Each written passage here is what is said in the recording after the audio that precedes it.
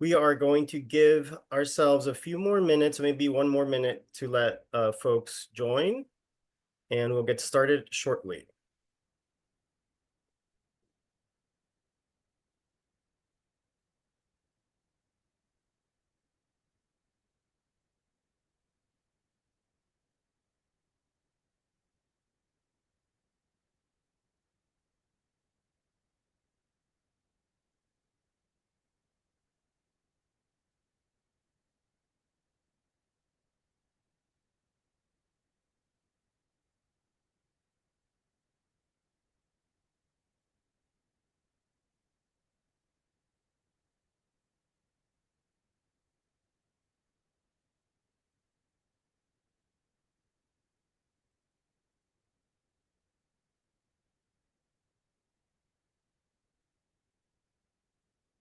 Okay, I think we're at a good place to start.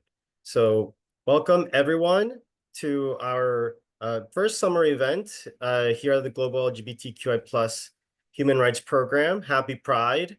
For some of you that may not know our program, we are a program dedicated to advancing the rights of LGBTQI+ people around the world through research, policy, training, and developing these kinds of awareness and informational webinars that highlight some of the most important issues that the community writ large is grappling with, and really taking an academic but also a practitioner look at how things are unfolding, and this opportunity today to speak about the upcoming vote to renew the mandate for the international for this for the expert on sexual orientation and gender identity. Sorry about that. It's a perfect opportunity for us to show what we can do, bringing people together from around the world. So the independent expert we first got it in 2016, and it's been a really incredible tool to our repertoire in terms of human rights uh, monitoring, reporting, and activating different advocacy networks around the world. So today we have an incredible one of our fellows, Jean Friedberg, who's going to join us as a Global LGBTQI+ Human Rights Fellow this year, who has been working on this for a long time, and we thought she'd be the perfect person to help us understand what's happening, with some very special guests as well, who have been not only following the vote, but also tracking the impact of the independent expert over time. So I'll pass it over to you, Jean. Thanks a lot, Diego, and thanks for the opportunity, and thanks everyone for joining us from all over the world. I've just looked at the participants list. We have an amazing group of folks. So thank you very much, everybody, for joining us from all around the world and taking the time to discuss this fairly critical topic. So some of you probably know quite a bit about the UN Independent Expert on SOGI, and some of you might not know so much. So before we start, what I wanted to do, before I even introduce our fabulous panel, is show you just a very brief little slideshow that a coalition of civil society activists from around the world, led by ILGA, based in Geneva, who are leading on the civil society activism there, have put together. They've put together an amazing set of tools for us to use if you want to participate in helping to advocate for the mandate. So I am going to very quickly just tell you a tiny bit about the history of the mandate, and forgive me here, and view slideshow. Okay, so what is the UN Independent Expert on SOGI? It is the only UN mechanism that is specifically dedicated to addressing violence and discrimination against LGBT and gender diverse persons. That might sound amazing to you, but the fact is, while there are different places within the UN where our issues are addressed, this is a very specific mechanism. It's called a special procedure, and it sits within the UN Human Rights Council in Geneva. But why is it important? In every region of the world, I need hardly tell you all this, violence and discrimination based on sexual orientation and or gender identity persist. As you all know, there's 64 countries where consensual same-sex sexual activity is still criminalized, and more than 10 countries that also criminalize diverse gender expressions and identities. And of course, as we know, trans people all around the globe are disproportionately impacted by violence and discrimination. So in 2016, a group of advocates came together and countries to create this position, the mandate on to create the independent expert on SOGI. And we're going to hear quite a bit more about the history and the early days, what the conversations were, and how this mandate came into effect. And what does the mandate do?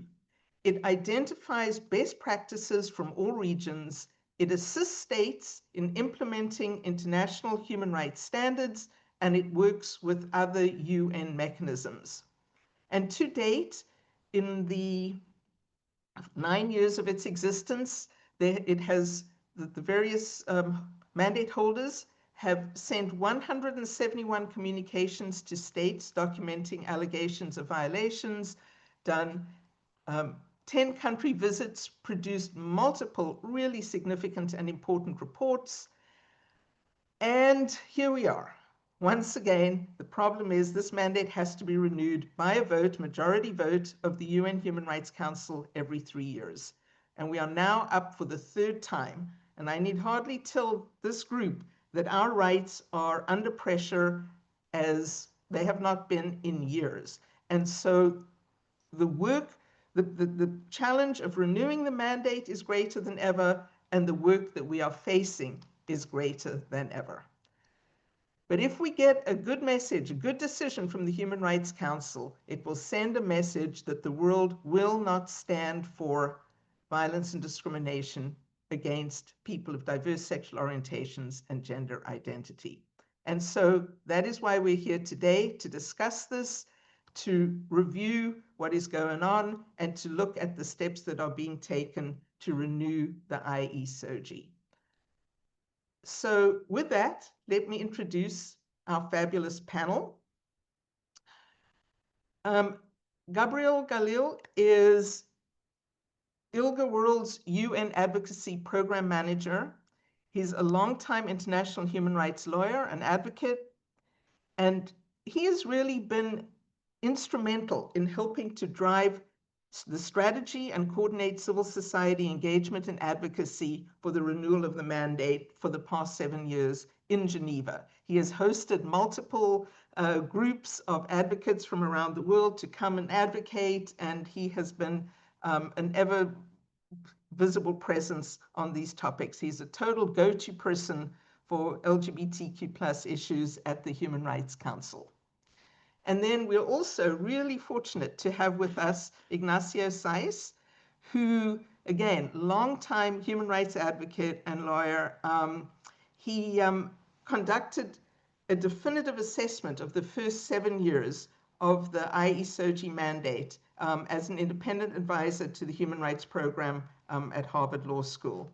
And in addition to his stellar career as director of the Center for Economic and Social Rights, he was one of the early advocates within Amnesty International to advance the work on LGBTQ+ issues when he was director of policy at the International Secretariat. So these folks are highly qualified to discuss the background and how we got here and what's at stake today.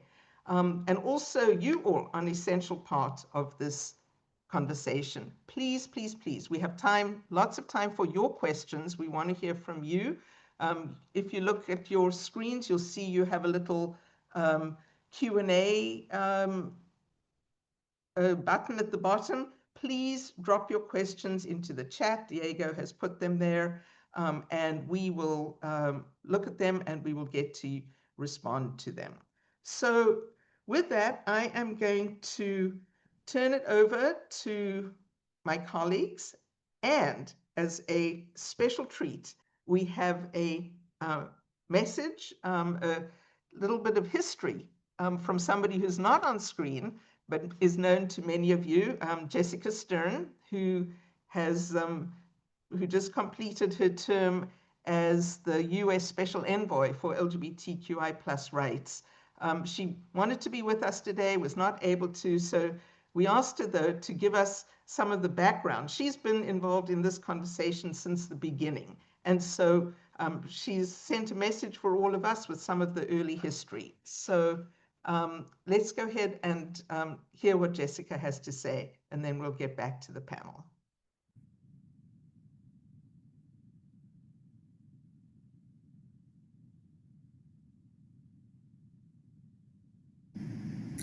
Hello, everyone. I'm sorry not to be with you live today, but I'm so proud to be a part of this conversation. My name is Jessica Stern, and I've recently joined the Carr-Ryan Center as a senior fellow. I have the joy of working with Tim, Diego, and the incredible inaugural cohort of LGBTQI+ fellows, leaders from around the world committed to justice. Under the last administration in the United States, I served as special envoy for LGBTQI+ rights, the first human rights defender to hold that role, and one of just 5 special envoys globally.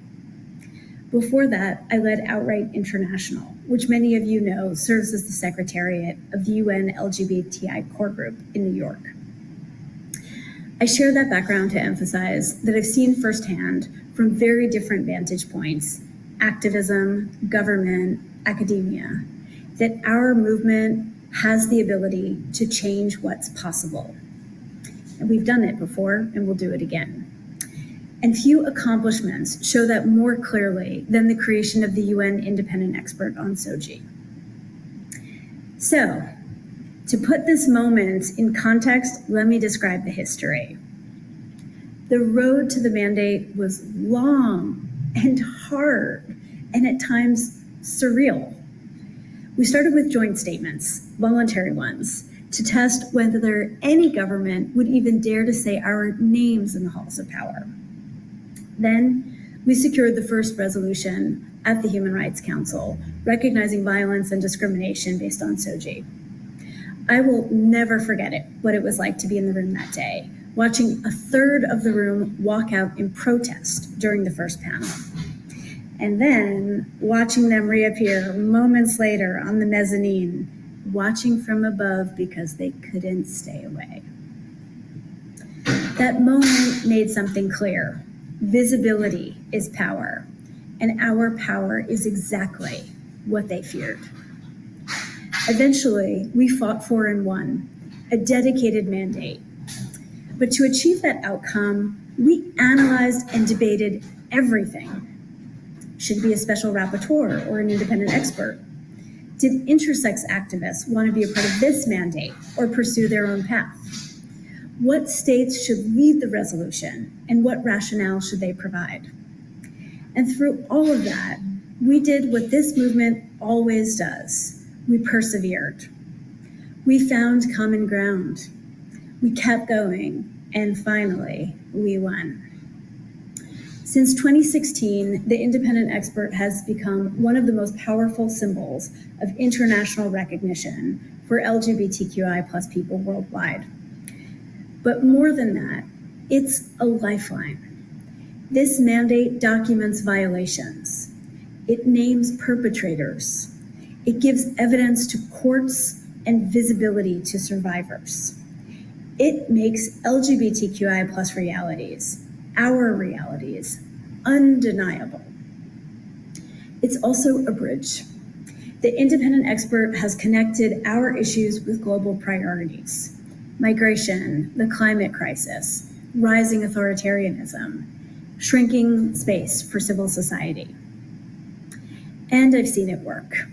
I've watched governments, some friendly, some hostile, some undecided, take this mandate seriously. Because when the UN independent expert speaks, it speaks with the force of the international system behind it. That's why this renewal matters. Others today will speak to the challenges we face in the vote ahead. And yes, we have to expect resistance. But I want to say this clearly. I believe we will win. Let me say it again, just to make sure that lands. I believe we will win. We don't need a landslide. We only need more yeses than nos.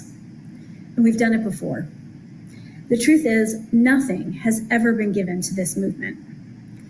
We've had to demand, defend, and deliver every inch of progress.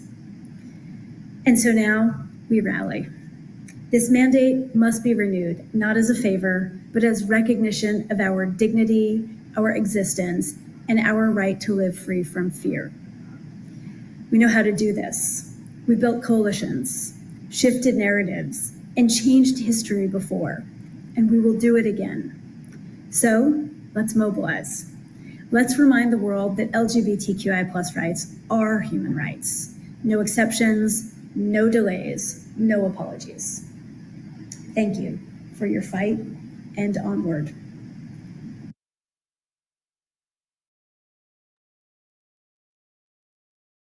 Always inspiring words from Jessica. Yeah, thanks, Jessica. And very interesting to hear some of that early history and background. So I'm going to turn to our panel and start with Gabrielle and Ilga's role. Gabrielle, can you tell us a little bit, in addition to what Jessica has laid out about the early history, about the role that Ilga played, what Ilga is, the role that it plays, and some of what you are doing now, and also what role did folks hope that the mandate would play? Sure. Thank you, Jean, and thanks for the invite to this panel and for the very generous introduction.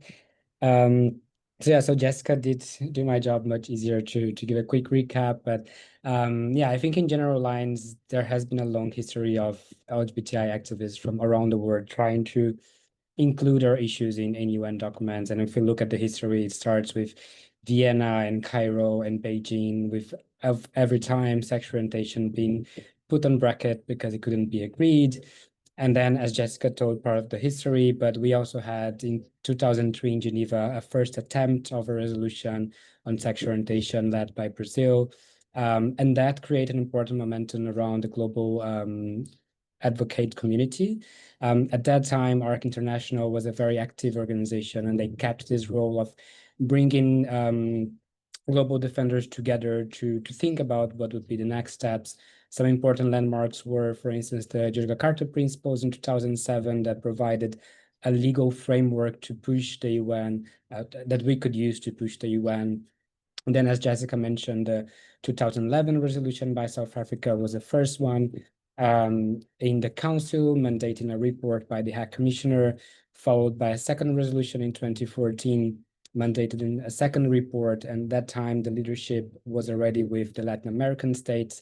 And then from the activist community in 2015, there was one of these global LGBTI dialogues where civil society convened and decided it was time to push for a mandate, which led to 2016, a group of 7 Latin American states tabling the resolution to create a mandate. As you explained, to create a special procedure mandate, we need a Human Rights Council resolution, and they are always time specific. So every mandate needs to be renewed every 3 years, just also to make that clear that's not specific to this mandate.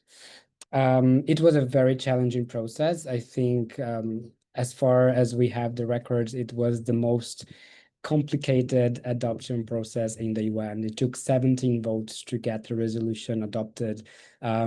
Several procedural moves that had never been used before in the Council were used. Nevertheless, the resolution passed, but we also had an unprecedented challenge to the mandate in New York. That was also, we won, so everything went well and the mandate was created. To talk briefly about the challenges and what were the expectations, maybe to start with the expectations, I think that the idea of having a dedicated mandate was to have systemic attention to this issue, to have someone that would look at these issues like, constantly, and as Jessica shared, to bring different perspectives, linking it to different human rights issues, and seeing how the human rights violations on the grounds of SOGI are very intertwined with other human rights issues. But also someone that could speak to states. I think that that's also a very important point, because one of the main concerns, not only by states that didn't agree with the mandate, but I think that Ignacio might share about that as well from other sectors of civil society, was that this would be a naming and shaming mandate. So I think that the constructive role that the mandate played to talk to the state, to provide technical cooperation, to build capacity on how they can comply with their international human rights obligations when it comes to SOGI, is a very important piece of the mandate. When it comes to the challenges, the main political blocks that opposed the creation of the mandate, we had the Russian Federation very strongly disagreeing with the mandate, but the main challenges came from states of the Organization of the Islamic Cooperation. So they were the ones that called for a vote on the mandate, and also that tabled several hostile amendments to the resolution, and they were the ones calling for the procedural attempt to not get the resolution adopted, such as we call a no action motion, and then they asked to vote in every single paragraph of the resolution, which is something very unprecedented. But in New York, the challenges came from the African group. So just to point that difference there, that there was a bit of a difference when it comes to the political groups that would oppose to the mandate in the different spaces in Geneva and in New York. I think I'll stop here and Yeah, wow, thanks, Gabriel. I mean, what I realize again when listening to you tell the history is that the struggle to get our rights recognized at the UN weren't only in this one area, but across the board. Whenever there were resolutions going on, there were folks advocating to ensure protections for LGBTQI plus people in these resolutions, and the challenges that we faced around language and how to get language in, and as you pointed out, different states that who was opposing it, who was supporting it, and so on. So let me ask Ignacio this. In those early days of the establishment, or even today, in addition, of course, to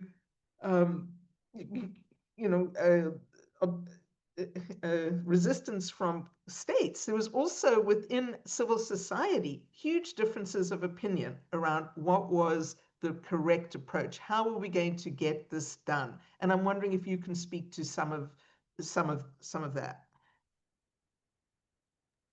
Sure. Thank you, Jean. Yes, indeed, there were differences of perspective within civil society about the creation of the mandate. Although, as Jessica and Gabrielle have described, although the mandate emerged from years of very coordinated civil society advocacy, there wasn't universal consensus because this is a diverse and heterogeneous community. I would say that there were, from the work I've done, there seemed to have been kind of three core concerns that were voiced at the time. Firstly, would a focus on sexual orientation and gender identity undermine attention to broader sexual rights issues or sexual and reproductive health and rights issues, which many feminist advocates were really getting a lot of pushback on? So there was a concern, a legitimate concern, that the SOGI framing may eclipse other equally important issues that were connected to sexual rights, but that would fall off the agenda. A second concern, and I guess it's related, is, could this mandate be trusted to adequately reflect the full diversity of LGBTQI lives and communities, particularly trans people, lesbian or bi women, non-binary folks, queer people from the global South? In other words, those who, particularly at the time, had tended to be a lesser voice on the international stage. How to avoid the mandate being captured by more historically dominant constituencies within the movement. That was another concern. And I think a third concern, independently of how well the mandate was carried out, I think there was some legitimate concern that, could the existence of a mandate on SOGI risk siloing those issues away from other human rights struggles? For example, even within the UN system, was there a risk that by having a dedicated focus, it would kind of absolve other mandate holders, and there are many of these special rapporteur independent expert mechanisms, it would kind of absolve them from the need to take on SOGI issues. And so those were three, I think, broad concerns. Just to sort of jump a bit to the present day, I think what's helped to allay those concerns, and I would say almost to dispel them completely, has been how the mandate holders, and particularly since Victor Madrigal-Borloz, the second mandate holder, and now Graham Reed, how those mandate holders have gone about their mandate. And I would say three key things have helped to allay those earlier concerns that some within civil society voiced.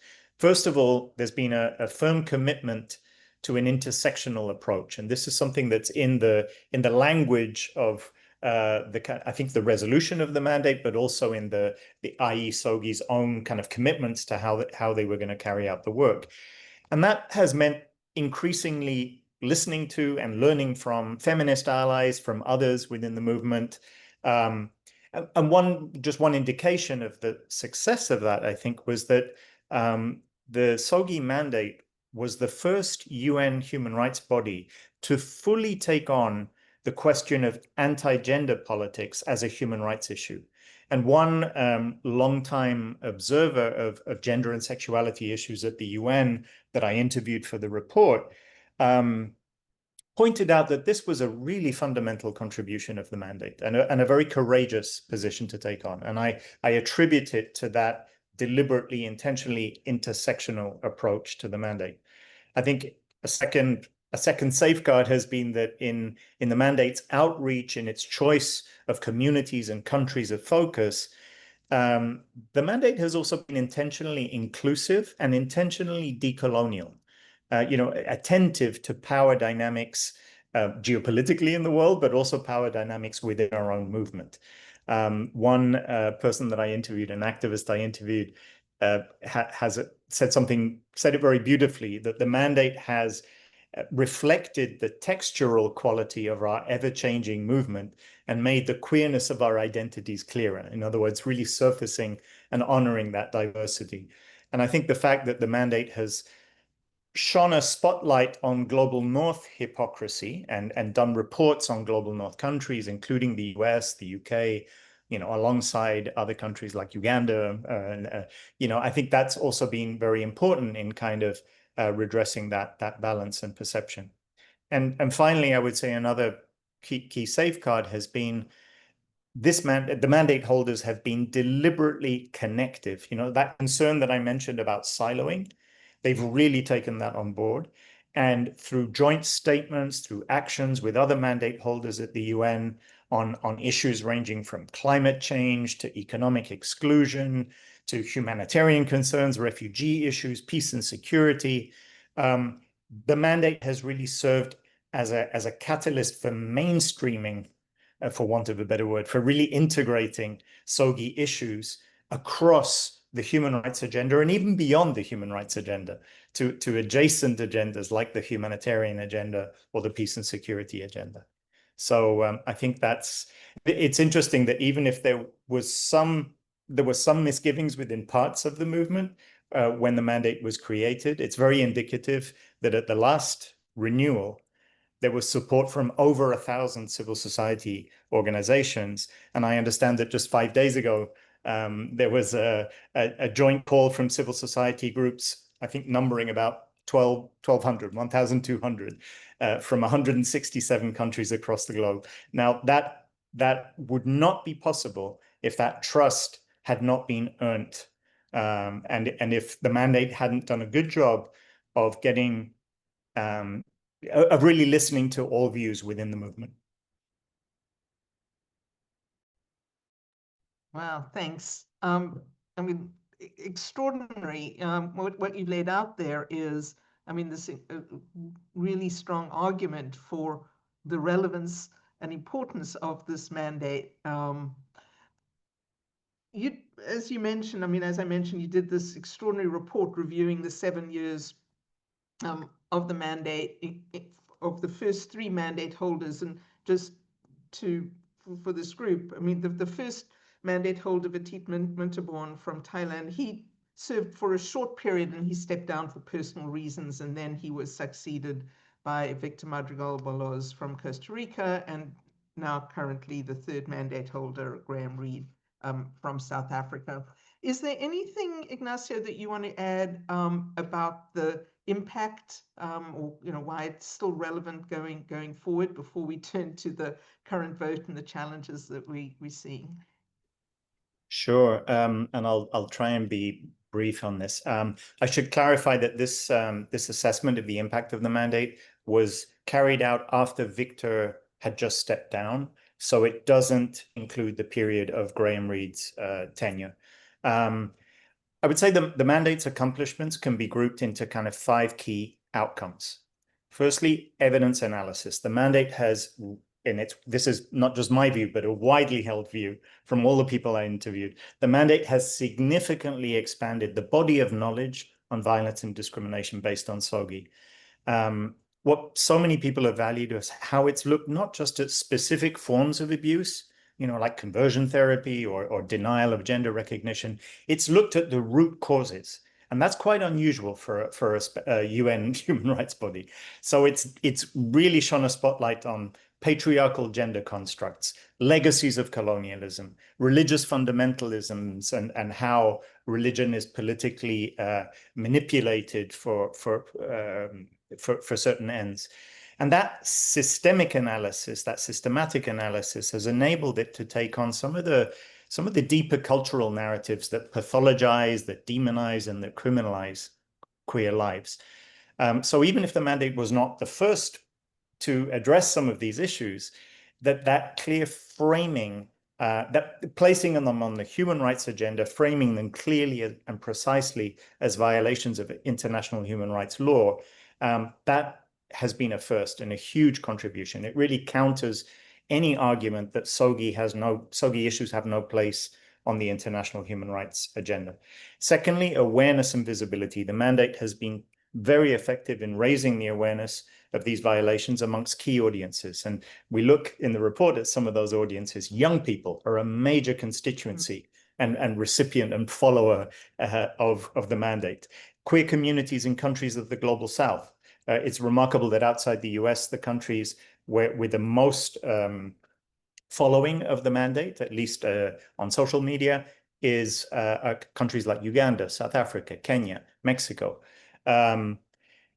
The mandate's been very good at raising awareness and engaging with government figures, with religious leaders, with health professionals, using that constructive dialogue that Gabriel mentioned, not just the naming and shaming, or not mainly the naming and shaming, but really constructive dialogue on difficult issues. The third dimension, legal and policy change. It's always very difficult to attribute, when laws and policies change, to attribute to what extent was that due to any one actor? Obviously, these things are multifactorial. But there is evidence that in-depth engagement that the mandate has done with member states has really helped to spur some positive legal and policy reforms, such as decriminalization of same-sex relations. 16 countries have decriminalized since the mandate was established. The banning or the regulation of conversion therapy, there's been much more increased momentum since the mandate published its report in 2017 on that. Gender recognition laws, there's evidence that the mandate's engagement has helped reforms in Chile, in Colombia, in Scotland, in Spain. So, of course, there's been reversals, and we all know about the countries which have stepped back, countries where there's been recriminalization or increased penalization. But even there, the mandate's kind of public positioning and private interventions have helped support civil society efforts to at least stall those changes or to mitigate them in some way. Fourthly, and I'll accelerate this because I know it's long, accountability and remedy. One of the functions that the mandate has, like some of the others, is to issue what are called individual communications to states when there are allegations of human rights violations based on sexual orientation or gender identity. The mandate has so far issued about 170 of these communications to countries across all world regions on issues from arrests, death sentences, threats, attacks, smearing, closure of organizations. We highlight 10 cases in the report where in every case, the mandate contributed to a successful outcome, the release of somebody or the acquittal of somebody or redress of some kind. But there have been 170 cases. So if on average, there were about 50 people directly involved in each of the cases I looked at. So that's like 50 times 10.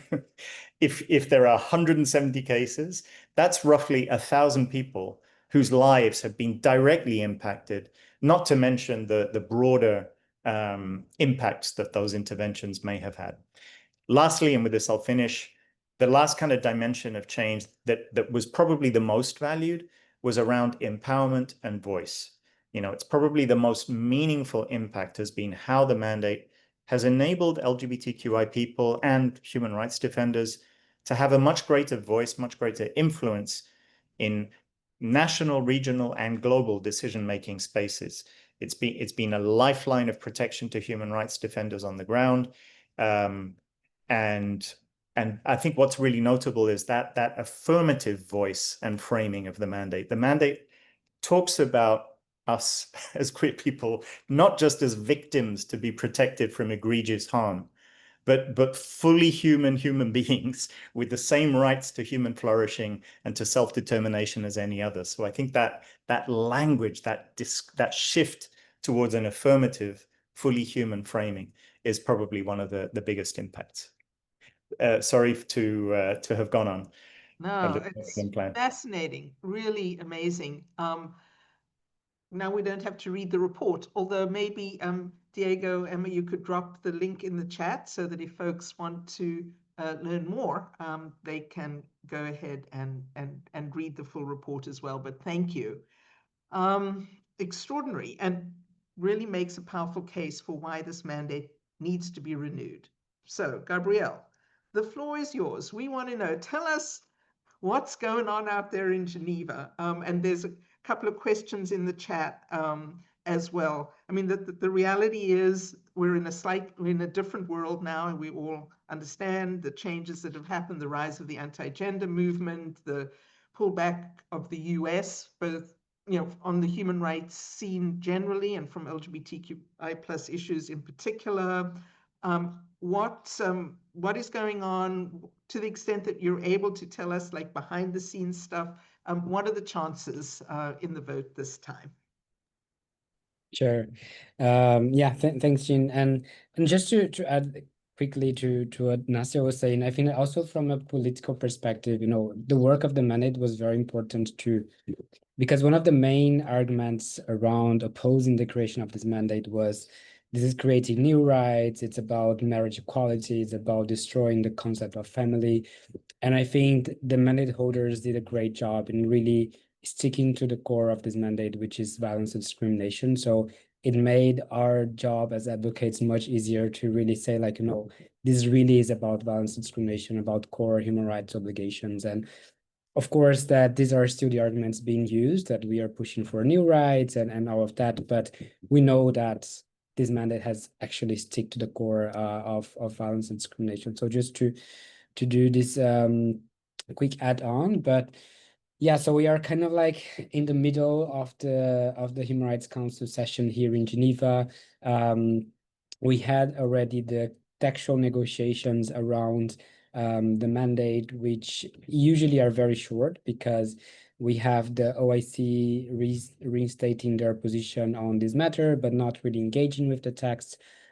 Also, this time, the resolution that is calling for the mandate, it's very short. It's just asking for its renewal, which was a bit different from what we had last time in 2022. In 2022, we've managed to do a little bit of like a normative development. So we actually put in the resolution renewing the mandate also a little bit of a summary of the main human rights findings of the mandate in the last few years. So we really like state about states' commitment to like about calling states to abolish laws and policies that are discriminatory. But we thought that this time, because the atmosphere is so politicized, as you said, like there are so many new challenges to our issues, that we would stick to a very short and technical resolution. So this has been the approach of the Latin American states that are pushing for it. And now what we expect as dynamics, it's a little bit the same as of the last 3 times that we had this vote. So we expect that the Organization of the Islamic Cooperation, with the exception of Albania, is going to call for a vote in the resolution. And most likely they will bring hostile amendments to the text. And these amendments are partially, they try to erase everything that says sexual orientation, gender identity in the text. So if they would pass, the mandate would actually lose its scope.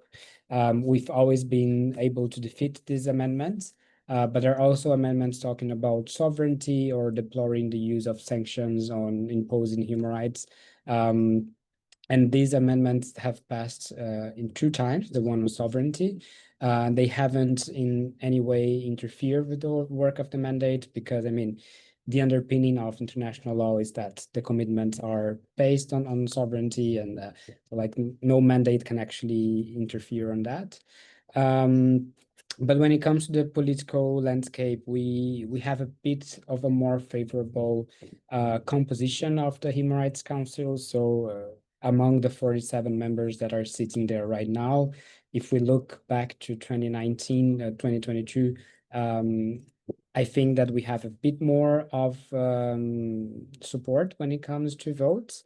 We still have around 10 or 11 OIC member states sitting in the council, but this time one of them is Albania, who is a long-term supporter of the mandate, and a member of the group of friends of the SOGI mandate in Geneva.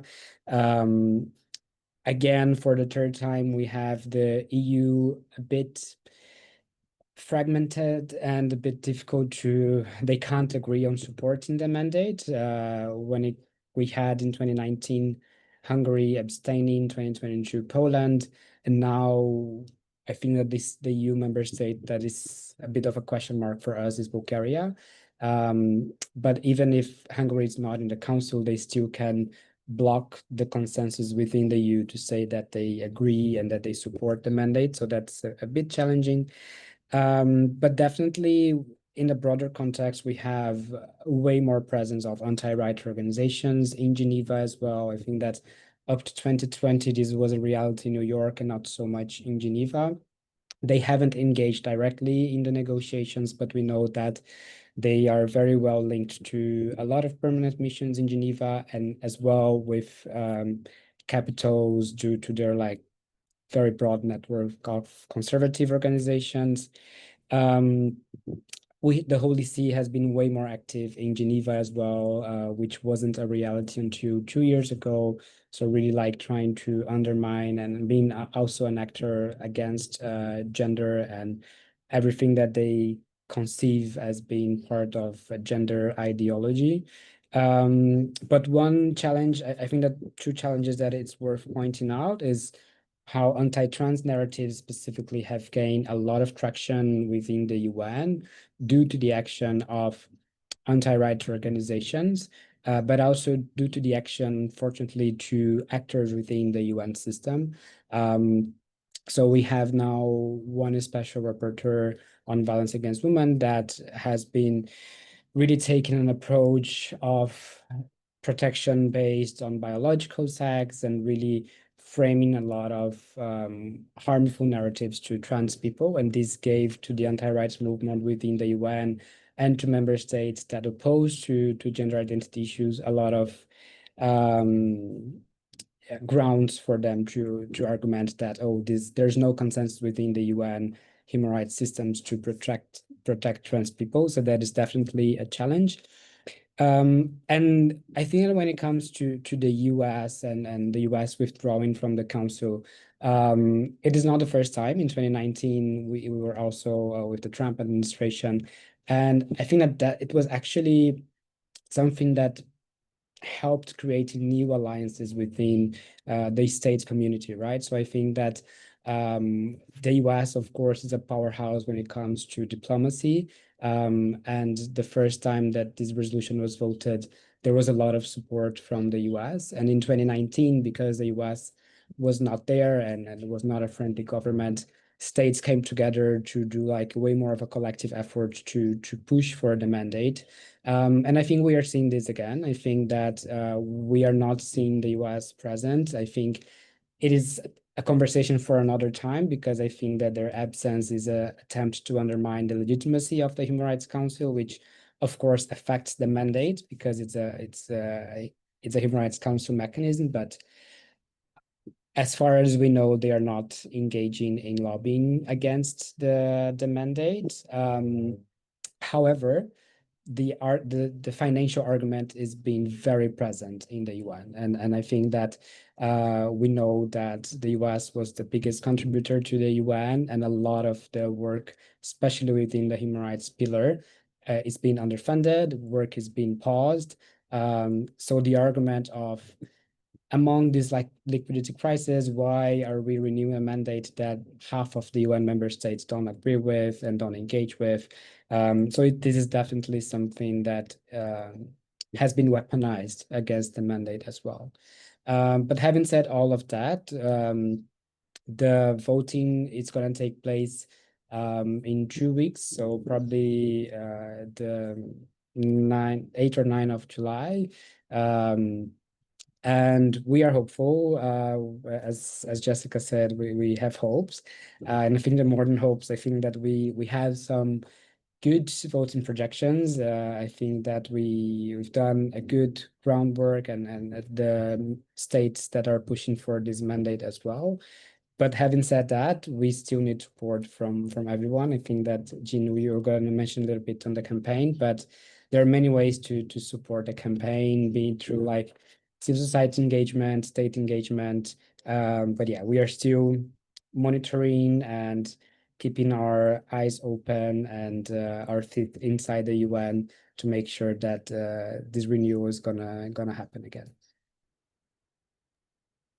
So I'm looking at the questions in the chat, and thanks everyone for posting. There's a whole bunch of really interesting questions.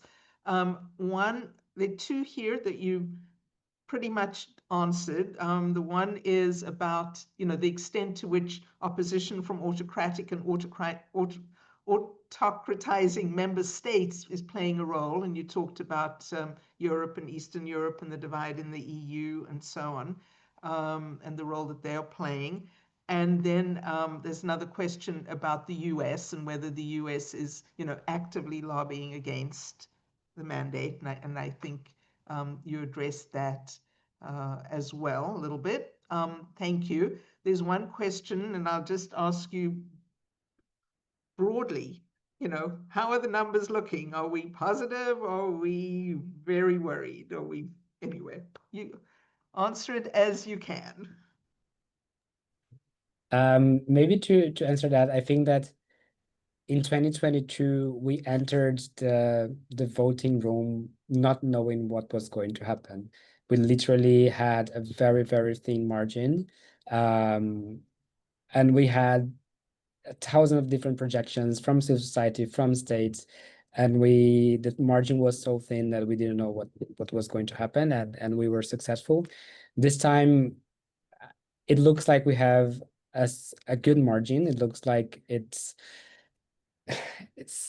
hard to say, but it's safe. But nevertheless, as I said, like, there were unprecedented moves against this mandate again, so we never really relax until it's adopted here. And even like after that, we still keep an eye on New York.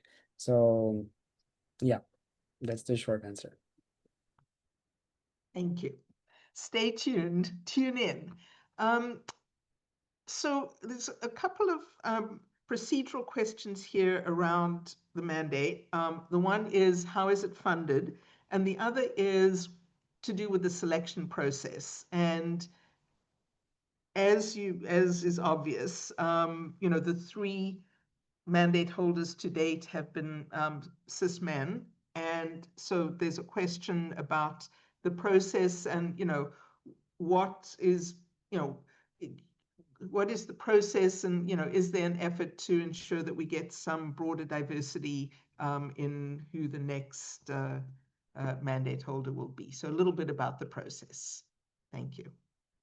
Gabrielle or Ignacio, maybe Gabrielle. Yeah, in terms of funding, I mean the funding, once the mandate is created, the funding comes from the core funding of OHR, which is the Office of the High Commissioner for Human Rights. States can give voluntary contribution to certain mandates. Mandates can also sometimes get external support from academic institutions that they are affiliated to. But just to emphasize that the mandate holder themselves, they are not paid by the UN. So it's a voluntary role, which also speaks a little bit to the second question, which is the diversity with the mandate holder. I think that before we go into that, of course, that there is this structural challenge, which is it is an unpaid position. It's on voluntary basis, which unfortunately does restrict the pool of applications. Of course, that historically, even mandate holders that were not academics usually managed to find an academic institution who wants to host them, but it's not for granted. But then how the appointment process works is that there's a call for applications by the Office of High Commissioner. Every person can apply. You fill in a CV and a letter of motivation. There's a first screening of the eligible with eligible criteria that are set by the Human Rights Council. And once that there is a short list, the people in charge of taking the decision are what we call the consultative group. They are composed by 5 ambassadors, one representing each of the regional groups within the UN. And they are going to analyze the CV of those shortlisted and conduct interviews.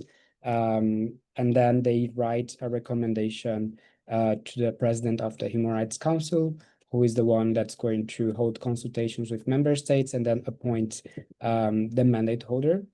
Usually there's not a lot of room for decision-making for the president of Human Rights Council. The first on the list is usually the first appointed.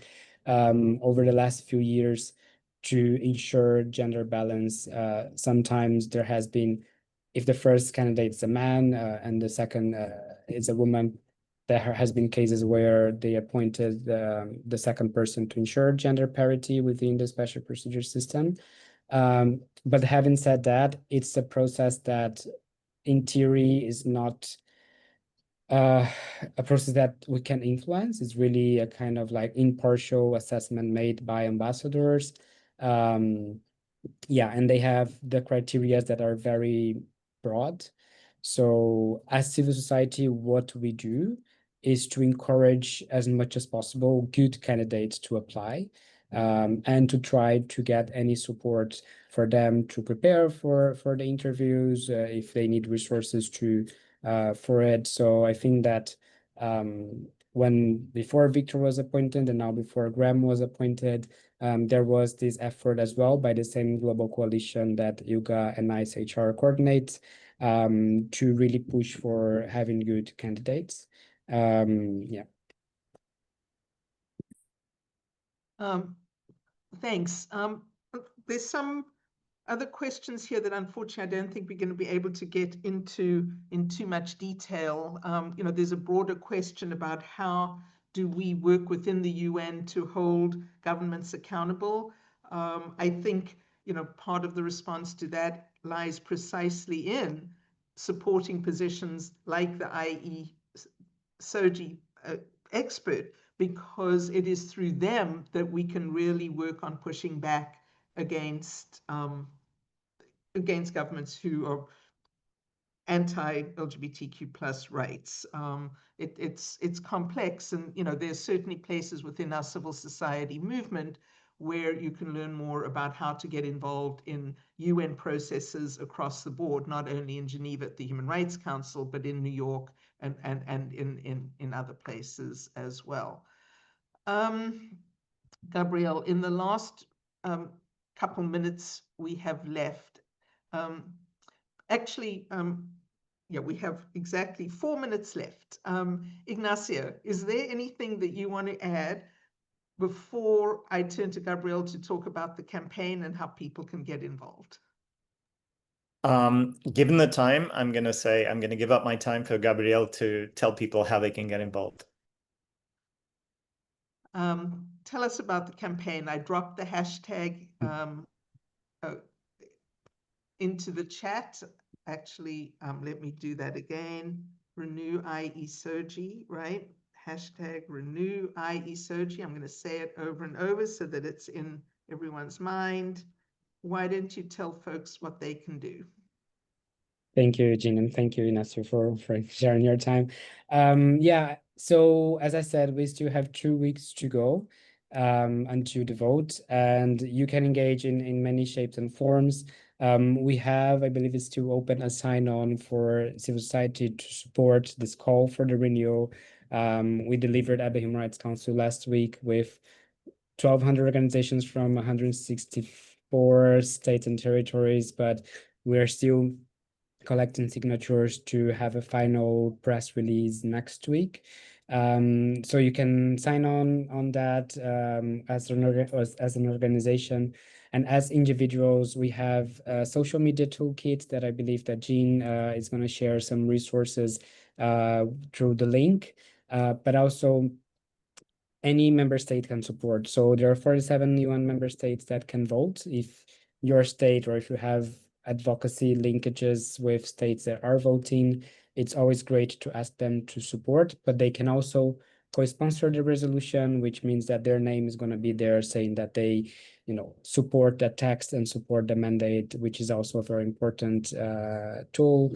So write to your Minister of Foreign Affairs or tag them on social media asking for the support of this mandate. And yeah, we have the resources, the key messages that we want to amplify. Yeah.